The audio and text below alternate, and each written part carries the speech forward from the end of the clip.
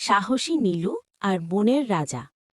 এক বিশাল ঘন বনের ধারে ছোট একটি গ্রামে নীলু নামের এক বুদ্ধিমান ছেলে বাস করত। নীলু পশুপাখি খুব ভালোবাসত। বনের পশুপাখিরাও তাকে খুব বিশ্বাস করত। একদিন নীলু দেখল বনের ভেতর থেকে এক অদ্ভুত কান্নার শব্দ আসছে। সে সাহস করে বনের ভেতরে গিয়ে দেখল এক বিশাল সিংহ তার থাবায় পাথরের নিচে আটকা পড়ে আছে।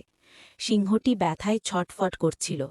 সাধারণত মানুষ সিংহ দেখলে ভয় পায়, কিন্তু নীলু ভয় না পেয়ে সিংহের কাছে গেল। সে বলল, ভয় পেও না বন্ধু, আমি তোমাকে সাহায্য করছি। নীলু অনেক চেষ্টা করে একটা শক্ত কাঠি দিয়ে লিভারের মতো করে পাথরটি সরিয়ে দিল। সিংহটি মুক্তি পেল।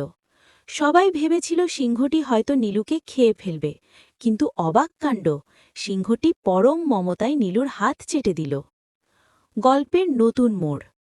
কয়েক মাস পর গ্রামে একদল শিকারী এলো। তারা বনের পশুদের ধরার জন্য ফাঁদ পাতল। নীলু যখন তাদের বাধা দিতে গেল, শিকারীরা তাকেই এক খাঁচায় বন্দি করে ফেলল।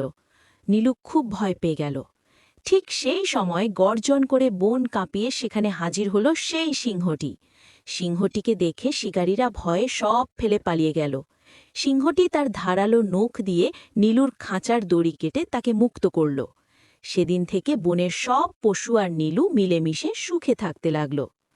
গল্পের শিক্ষা: উপকার করলে কখনো না কখনো তার প্রতিদান অবশ্যই পাওয়া যায়।